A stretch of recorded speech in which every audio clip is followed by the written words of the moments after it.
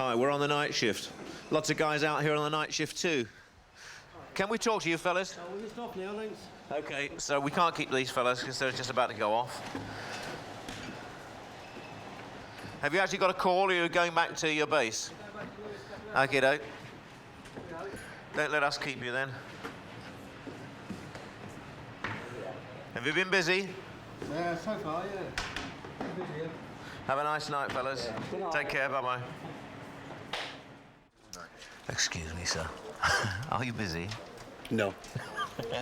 Can you tell us about the procedure that you go through in bringing in accidents through your back door when the ambulance first arrives? Can you show us through the procedure, what happens? Oh, okay.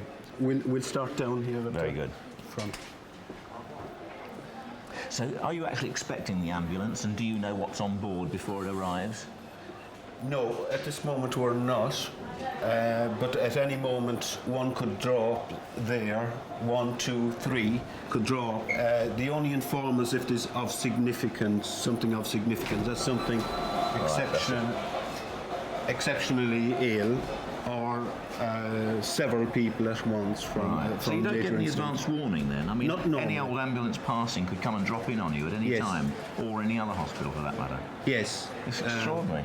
I mean, unless it's something that really is serious, then you're forewarned that you know you've got to have certain equipment ready. That's right. We're looking for Matthew. I know he's here somewhere, because we've put a mic on him, so we've got to find him, otherwise he'll walk away with the mic. May I interrupt you, Matthew?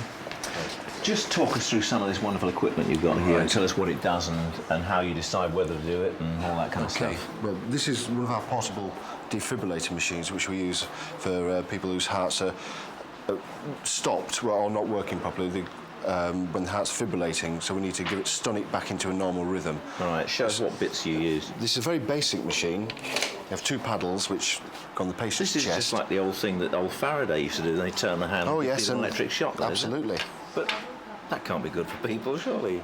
It is. If the heart's stopped, it's not working properly. It needs a good sharp shock to get it beaten in a normal rhythm, and this is the best way of doing it. So this really is just modern technology, just kind of giving the patient a real shock and a shaking Absolutely. them. You send electric charge through the heart, which sets the electrics off I in know we're motion absolutely again. sure there's no long-lasting kind of side effects of Absolutely putting all sure. that. What kind of voltage is it? Just a small volt? It works in joules, and it's 200 joules. I'm not sure how many volts that is, but you can go from 200 joules up to 360. I mean, would it kill someone? I mean, if they were already healthy and you put this on their chest, would it really kind of seize their chest up, or...?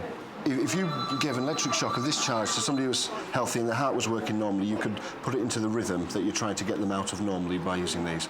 So it can reverse the effect. It's a bit dangerous, isn't it? Not really, because it's used under total control by qualified staff. And how do you know what kind of dosage to give them? I mean, is that to do with age, size of patient? No, there is a protocol, strict protocol, which is laid down by the Resuscitation Council, and which changes every 2 or 3 weeks. Right. Can you show us some of the other things you've got Yeah, here? sure. Well, it looks great, but I'm sure it must have a... It's not just for looks, of course.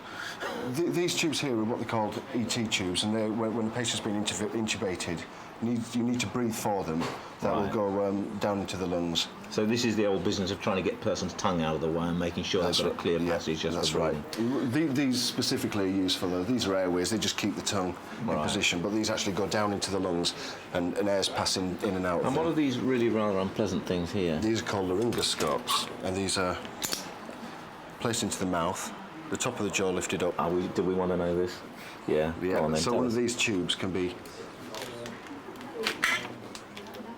passed down. This is an enormous thing, though. I mean, that's really going to go inside someone. How far does that go back? It's going to almost get out the back of the... As far back and to lift the jaw up. Dear, oh dear.